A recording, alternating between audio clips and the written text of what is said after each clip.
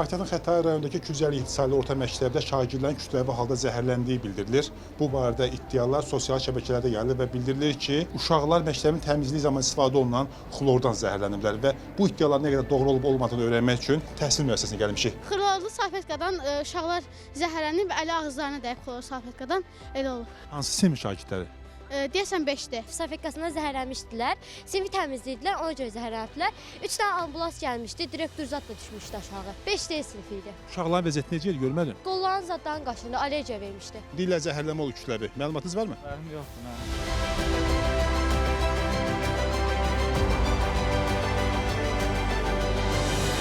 5-ci sinifdə nəm salfetdən uşaqlar allergiya olmuşdu. Biz də təcili tibbi yardım çağırdıq.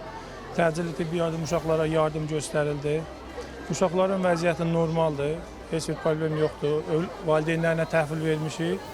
Bu barədə də yuxarı təhsil orqanları və aidiyyatı qurumlar məlumatlıdır. Neçə uşaq zəhərlənmişdi? Təqribən 8 nəfər uşaq allergik əlamətlər olmuşdur. Ona da valideynlərinə təhvil verilibdir. Hamısında sağlamlığı və vəziyyəti normaldır.